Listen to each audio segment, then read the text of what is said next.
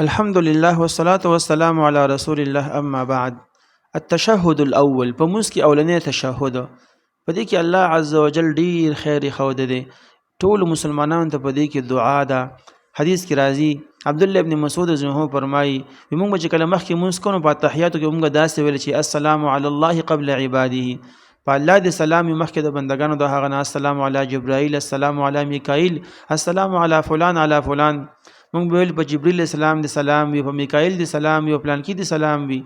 فلما انصرف النبي صلی الله علیه وسلم، کله چې نبی اسلام منځ کو اقبل علينا بوجهه، موږ ته مخامخ شنو، فقال دسي چې ان الله هو السلام، یقینا الله عز وجل په خپل باندې سلام دی.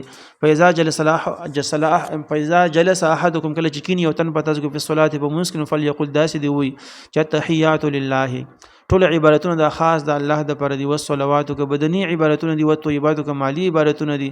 السلام علیک ایها النبی، سلام دی پتا باندې اے پیغمبر، او رحمت الله، رحمت الله د الله دی وی، او برکاته، برکتونه د الله دی وی. السلام علینا، سلام دی په مونږ باندې، وعلى عباد الله الصالحین، او د الله په نیکانو بندگانو باندې. حضرت نبی اسلام فرمایي فانه اذا قال ذلك، کله چې یو سړی په موږ کې د الفاظ وایو اصحاب كل عبد الله، نور استي کې دا دعا هر یو د الله بنده ته صالح چې نیک عمل په السماء والارض، کې پزما کې په اسمان کې وي.